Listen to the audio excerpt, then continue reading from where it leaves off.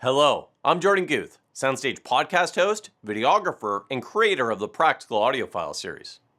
Before I get started with this month's updates, let me first say to watch our new sim audio videos on the Moon 491 streaming preamplifier and 461 power amplifier on our YouTube channel. These are the latest additions to the Moon Compass collection, which we filmed right at the company's headquarters in Boucherville, Quebec, Canada. And also check out our latest podcast episode, featuring another Canadian brand, PML Sound, owner of Paradigm, Martin Logan, Anthem, and Golden Ear brands. This time around, I talked to Managing Director John Bagby and Product Manager Blake Alty about the future of hi-fi and how they're adjusting their brands. Look up SoundStage Audiophile Podcast on any of the major podcasting services. Right now, I want to tell you what's new on the SoundStage network for June 1st. Over on SoundStage Australia, editor Edgar Kramer follows up on his recent lead-in episode on the SoundStage Network's YouTube channel with an in-depth review of JBL's Summit Makalu loudspeaker.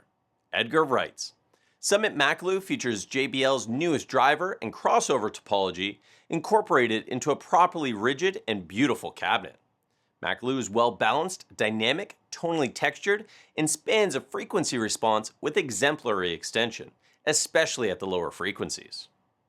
Along with the SoundStage Network team, Edgar is heading to High-End 2026 in Vienna, so keep an eye out for his customary Favorite Exhibits feature coming post-show on SoundStage Australia. SoundStage founder Doug Schneider and senior editor Jason Thorpe will also be attending High-End 2026. You could read their wall-to-wall coverage of the show on SoundStage Global starting on June 4th.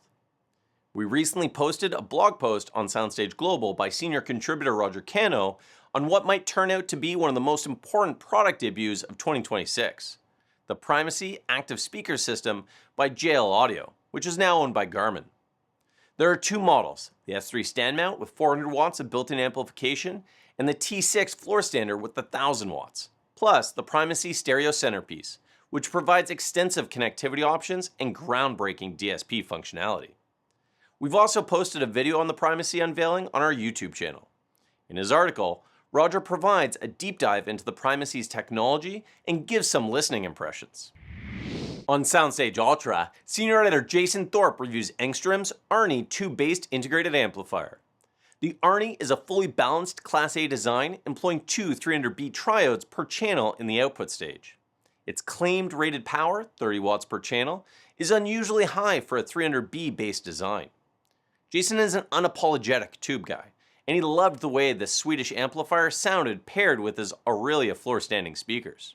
He writes, Driven by the Arnie, these speakers made me want to cry, to cuddle, to correct every wrong I've ever done. In his monthly editorial, Jason discusses autoplay features like Rune Radio that dish up songs based on music you've just played. Jason says the algorithms that underpin these features don't always jibe with his tastes, but he's not surprised. He writes, I don't really know anyone else who enjoys klezmer, thrash metal, opera, hard bop, nouveau tango, Rush, John Zorn in all his incarnations, Mr. Bungle, and God knows what else. I'm not trying to brag or make out like I'm clever or anything. I just want to point out that I think I'm hard to predict. On SoundStage Access, senior editor Dennis Berger reviews Onkyo's stylish, affordable Muse Y40 streaming integrated amplifier. A Class D design rated at 75 watts per channel into 8 ohms and 150 watts per channel into 4 ohms. The Y40 has a built-in phonostage and a network streamer that supports Apple AirPlay 2, Google Cast, Spotify Connect, Qobuz Connect, and Tidal Connect. In his monthly editorial, Dennis discusses schismogenesis, a highfalutin term for the way minor disagreements tend to escalate into hardened, polarized opposition, and applies the concept to the subjectivist-objectivist debate among audiophiles. On SoundStage Hi-Fi, Roger Cano reviews the Audiolab 9000P power amplifier, a Class AB design rated at 100 watts per channel into 8 ohms and 160 watts per channel into 4 ohms. The 9000P can also be used in bridged mono mode for higher power output. Audiolab's 9000P would make a fine addition to almost any high-quality, budget-minded system, Roger concludes. For his latest System 1 column, Doug Schneider views SV Audio's Frida stand mount loudspeaker, which employs a 1.5-inch ring radiator tweeter and 5-inch mid-range woofer. SV Audio's Frida is a good sounding small speaker that plays bigger than its diminutive size suggests, Doug states, then adds, whether in my living room or main listening room, I got a sense of robustness and scale along with a palpability to vocals that small speakers often fail to deliver. As previously noted, Doug Schneider and Jason Thorpe will be in Vienna to cover High-End 2026. As Doug discusses in his monthly editorial, there has been lots of speculation about what the move from Munich to Vienna means for this influential show. As senior editor AJ Wykes notes in his latest feature for SoundStage Simplify, there are many different applications for desktop audio. Music playback, movies and YouTube videos, gaming, content creation, and remote work, to name a few.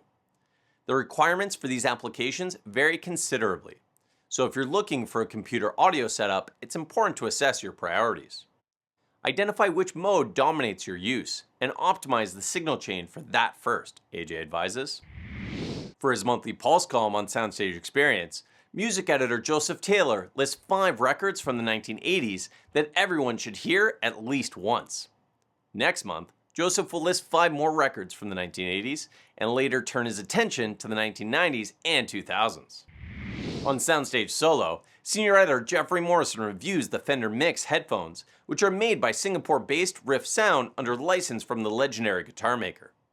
Jeffrey writes, if these had been a storied name slapped on a mediocre product, I'd have been livid.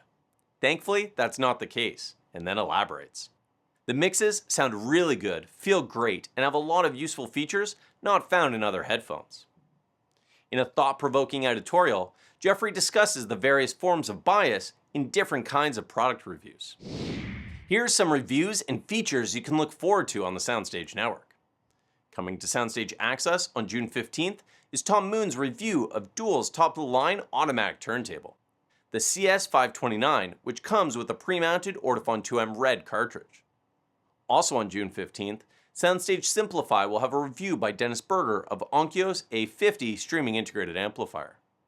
On July 1st, you could read Phil Gold's review of the Claris Concerto Mark II power conditioner on SoundStage Ultra. Thanks for watching and see you on June 15th.